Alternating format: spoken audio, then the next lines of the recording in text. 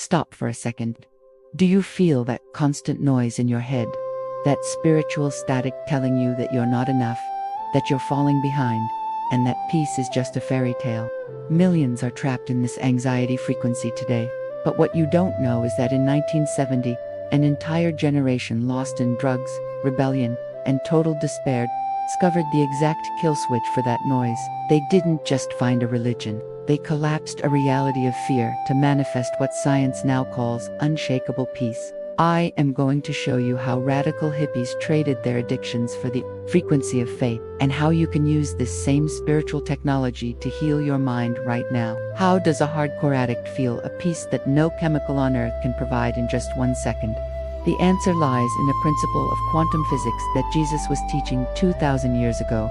Stick with me until the end, because what happened on the beaches of California in the 70s is the exact key to what you need today. The revolution didn't end. It just changed its frequency. By the late 1960s, America was screaming. The air was thick with the smoke of war, and the radical transition of a society losing its footing. Young people were labeled addicts and misfits. They were searching for infinite potential in chemistry, looking for God in a pill, only to find a deeper void. But then, something shifted in the atmosphere. In the mud of Woodstock and on the street corners of Haight-Ashbury, a new kind of observation began to take shape.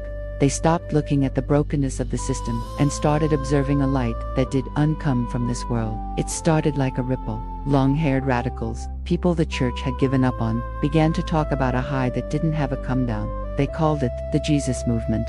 It wasn't about dogmas or political agendas, it was about a raw, personal encounter with the Prince of Peace. They weren't just changing their clothes. They were changing their internal vibration. They were moving from the frequency of rebellion to the frequency of redemption.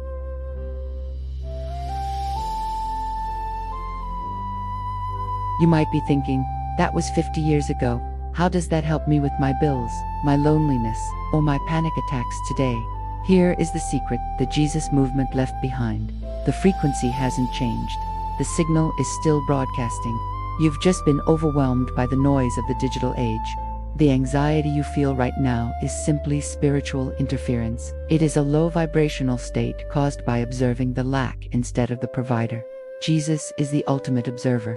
When he looks at you, he doesn't see your anxiety. He sees your completed restoration. When you pray, you aren't begging a distant God for a favor.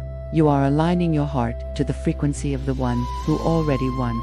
You are collapsing the wave of fear. That peace that Jesus high is a state of being where anxiety cannot exist, because light and darkness cannot occupy the same space at the same time. Your journey back to that frequency starts with a single intention. If you are ready to stop observing the storm and start observing the healer, take the first step. To help you maintain this resonance, we've created a special guide called The Unseen Ripple. It's available now for just 99 cents at the link in the description. It's your practical map to shifting your frequency every single day. Today's journal prompt: what fear-based reality have I been observing lately? And how can I shift my focus to Jesus' promise of peace right now? Write it down. Subscribe to stay in the light. Your transformation has already begun.